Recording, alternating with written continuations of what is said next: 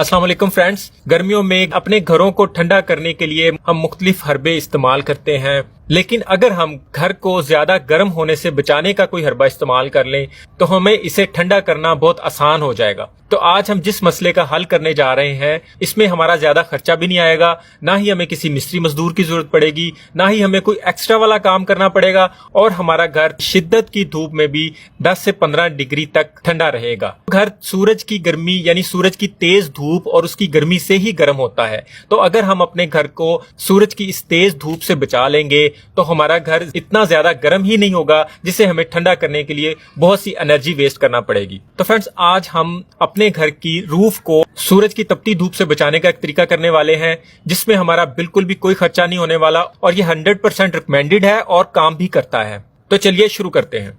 तो friends, roof किसी भी किस्म की होगी तो हम सबसे पहले रूफ की अच्छे से सफाई कर लेंगे, उसके बाद उसे पानी से अच्छी तरह धो लेंगे। मार्केट से प्लास्टर ऑफ पेरिस की एक अदद बोरी लेके आएंगे जो कि सिर्फ और सिर्फ हमें 500 रुपए में मिलेगी। ये 50 किलो की बोरी होती है और ये हमें किसी भी सीलिंग वाली शॉप से मिल जाएगी, यानी जो लोग सीलिंग करते हैं, जो सीलिंग बनाते हैं, वहां से मिल जाएगी। ये वही प्लास्टर ऑफ पेरिस है जिससे हम अपने घरों में चाक की सीलिंग करवाते हैं। उसमें खूबसूरती के साथ साथ कमरों को ठंडा रखने का पर्पस भी शामिल होता है। तो जो काम हम बहुत सारे पैसे लगा के छत के नीचे की तरफ करते हैं वही काम हम आज छत के ऊपर वाली साइड पे करने वाले हैं। इसके लिए हमें किसी कारीगर वगैरह की भी जरूरत नहीं है, ये काम हम खुद भी कर सकते हैं। बहुत इजी है। करना यह है कि हम किसी बाल्टी में पानी ले लेंगे और उसमें प्लास्टर ऑफ पेरिस फेंकते जाएंगे। ना तो इसे बहुत थिक रखेंगे और ना ही बहुत ज्यादा पतला रखेंगे। हम इसकी अपनी छत पर 2 लेयर्स लगाएंगे। एक बोरी से 1000 स्क्वायर फुट तो क्लियर हो जाएगा, एक लेयर से भी काम चल जाएगा, लेकिन अगर हमें दूसरी लेयर लगाना है तो उसके लिए हमें दूसरी बोरी की जरूरत पड़ेगी।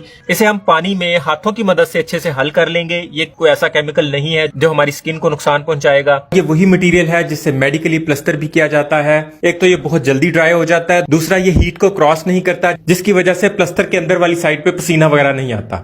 इसे हम अच्छे से हल करेंगे, ये बहुत मुलायम सा बन जाएगा और फिर इस बनाए हुए प्लास्टर ऑफ पेरिस को हम छत पे किसी एक कॉर्नर से शुरू करेंगे, वहां इसे गिरा के वाइपर से हल्का हाथ रख के फैलाना शुरू कर देंगे। ये काम हमने धूप में करना है, शाम के टाइम नहीं करना, क्योंकि धूप में जिस तरह हम इसे फैलाते जाएंगे ये साथ साथ ही ड्राई होता जाएगा। दूसरा कोट हम इसके सूखने के बाद 1 दिन के गैप के साथ करेंगे, मतलब पहला कोट 1 दिन करेंगे और दूसरा कोट हम दूसरे दिन कर देंगे। बाजार से जो प्लास्टर ऑफ पेरिस के पूड़े मिलते हैं, जो उसके छोटे बैग मिलते हैं जो 10-20 रुपए का आता है, वो हम यहाँ हरगिज यूज नहीं करेंगे क्योंकि वो इतना मयारी नहीं होता। हम वही वाला प्लास्टर ऑफ पेरिस यूज करेंगे जो सीलिंग में यूज होता है। वो अच्छी क्वालिटी का होता है, उसकी पकड़ भी ज्यादा होती है और वो अच्छा काम करता है। ये जैसे ही ड्राई होता जाएगा आप इसके ऊपर चल फिर भी सकते हैं। हाँ, अलबत्ता किसी हथौड़ी वगैरह के स्ट्रोक से ग्रेज करेंगे, उससे ये उखड़ सकता है। इसके बावजूद ये बारिश, आंधी, तूफान, किसी चीज से इसको कोई फर्क नहीं पड़ेगा। हम इसके ऊपर जूतों के साथ, बिना जूतों के बिल्कुल चल फिर भी सकेंगे। सिर्फ इसकी एक एहतियात करना है कि बारिश के फौरन बाद या बारिश के दौरान हम इसके ऊपर नहीं चलेंगे, क्योंकि बारिश में इसके ऊपर स्लिप होने का खतरा हो सकता है। बारिश वगैरह में भी इसकी जरा भी लेयर ऊपर से नहीं उतरेगी, ये बिल्कुल इसी तरह इसके ऊपर जमा रहेगा। जैसे जैसे ये सूखता जाए आप इसके ऊपर अपने पांव रख के देख सकते हैं। इसके बिल्कुल साथ वाली जगह पे आप पांव रखेंगे तो आपसे नहीं खड़ा हुआ जाएगा। जैसे आप इस प्लास्टर ऑफ पेरिस वाली जगह पे पांव रखेंगे, तपती धूप में भी वहां बड़े आसानी से खड़े हो सकते हैं। वहां के टेम्परेचर और सादा फर्श के टेम्परेचर में नुमाया फर्क आपको अभी से पता लगना शुरू हो जाएगा। पूरी बोरी के मटेरियल को एक दफा में नहीं बनाना, इसे बाल्टी के अंदर उतना उतना बनाना है जितना जितना हम कोई 10-15 मिनट के अंदर अंदर फैला सकें। उसके बाद फिर दोबारा नया बना लेना है, क्योंकि ये बहुत जल्दी ड्राई हो जाता है। इसलिए एक ही दफा बना लेंगे तो वो जल्दी ड्राई हो जाएगा और वो यूज के काबिल नहीं रहेगा। साथ साथ इसका एक और बहुत बड़ा फायदा आपको बता दूं, अगर आपकी छत में किसी भी जगह पे सीपेज या लीकेज है तो इस काम के बाद बिल्कुल बंद हो जाएगी। वहां से वो लीकेज या सीपेज 100% ब्लॉक हो जाएगी, 100% खत्म हो जाएगी। अगर ये तरीका आपको मुश्किल लगे तो इसे अप्लाई करने का दूसरा तरीका भी है। उस तरीके में आप सूखे प्लास्टर ऑफ पेरिस को पहले पूरी छत पे फैला दें, उसके बाद आप किसी स्प्रे गन से, स्प्रे मशीन से पानी का स्प्रे कर दें। उसमें आपको वाइपर वगैरह लगाने की जरूरत नहीं पड़ेगी, लेकिन उस तरीके में इसकी ऊपर वाली सतह पे इतनी ज्यादा सफाई नहीं आएगी, इतनी ज्यादा मुलायमियत नहीं आएगी, लेकिन गर्मी से बचत उस तरीके से भी हो जाएगी। और अगर आपको बारिश में भी इसके ऊपर चलना फिरना है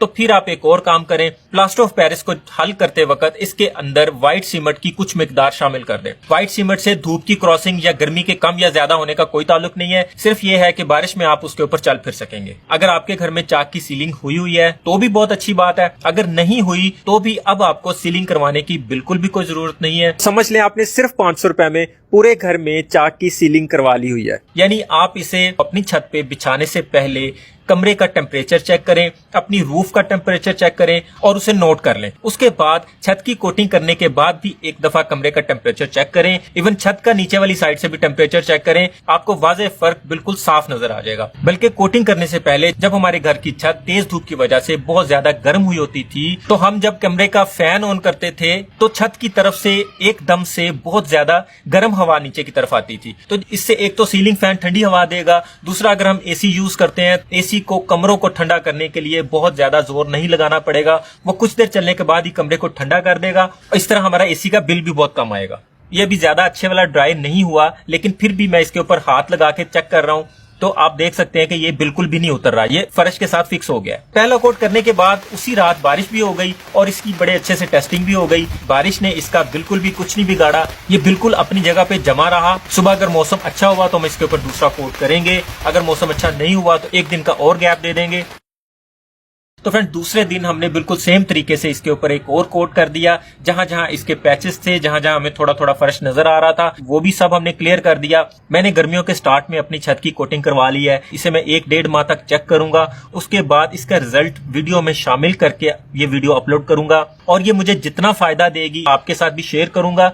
हमें इसमें किसी गिलू या फेविकोल वगैरह का यूज नहीं करना, क्योंकि वो वाटर बेस्ड होता है और बारिश पड़ने पे उसका असर खत्म हो जाता है। हमें बिल्कुल भी किसी जंबो लॉन, किसी थर्मोपोल वगैरह की कोई शीट्स बिछा के उनके ऊपर मट्टी डाल के कोई फर्श नहीं लगवाना, किसी लुक वगैरह की जरूरत नहीं है, किसी महंगे केमिकल की जरूरत नहीं है, किसी भी ऐसी चीज की जरूरत नहीं है हमें जिसमें मेहनत भी ज्यादा लगेगी और पैसे भी ज्यादा लगेंगे। हमें इसमें कोई कली या चूना वगैरह यूज नहीं करना। कली बारिश से भी उतर जाती है और चलने फिरने से भी उतर जाती है, और वो कोई ऐसी लेयर वगैरह नहीं बनाती जो गर्मी को दूसरी साइड पर जाने से रोक सके। कली करने का मकसद सिर्फ और सिर्फ छत को सफेद कलर करना होता है, ये मानते हुए कि सफेद कलर गर्मी को ज्यादा ऑब्जॉर्व नहीं करता, जबकि प्लास्टर ऑफ पेरिस एक मोटी लेयर बना देता है जो ना तो खुद गर्म होता है और ना ही गर्मी को दूसरी साइड पर जाने देता है। आप यकीन करें कि सिर्फ 500 रुपया लगाने के बाद हमारा पूरा घर बिल्कुल ठंडा हो जाएगा। हमारे इस लैंटर से नीचे वाले हिस्से में तेज धूप या गर्मी से कोई असर नहीं होगा। इवन अगर आपके घर की पिछली साइड पे कोई दीवार ऐसी खाली है जहां से उस पर धूप पड़ती है और आपका पूरा घर या कोई स्पेसिफिक कमरा बहुत ज्यादा गर्म हो जाता है, तो उस जगह पे भी सीमेंट या कोई लुक वगैरह लगाने की बजाय उस दीवार पे भी आप प्लास्टर ऑफ पेरिस को लगवा सकते हैं। ना तो सेम रहेगी और ना ही गर्मी क्रॉस करेगी। रूफ की इस कोटिंग के बाद जब आप अपने कमरे का एसी चलाएंगे तो आपको वाज़ेह फर्क नजर आ जाएगा। आपको पता चलेगा कि एसी बहुत जल्दी ट्रिप किया है, उसने कमरा बहुत जल्दी ठंडा कर दिया है। ये सिविल इंजीनियर्स का रिकमेंडेड है और 100% काम करता है। और जितने बड़े बड़े हॉल्स और कोल्ड स्टोरेज की रूफ्स के ऊपर भी इसी मटेरियल का इस्तेमाल किया जा रहा है।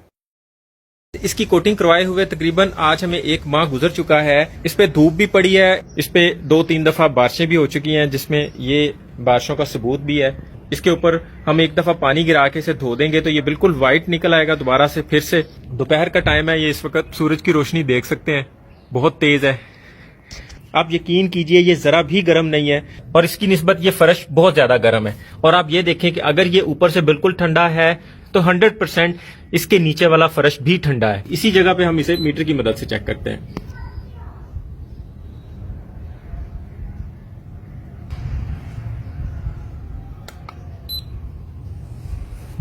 तो फ्रेंड्स आप देख सकते हैं कोटिंग और बगैर कोटिंग वाले फर्श में इस वक्त 13 से 15 डिग्री का फर्क आ रहा है, जो एक बहुत बड़ा फर्क है, जिससे हमें गर्मी की शिद्दत से बहुत बड़ा फायदा हो सकता है। ये फर्श बिल्कुल एक दूसरे के साथ साथ है, ये नहीं कि किसी जगह पे ज्यादा धूप है और किसी जगह पे कम है। मैं फिर एक दफा इसका टेम्परेचर चेक कर देता हूँ।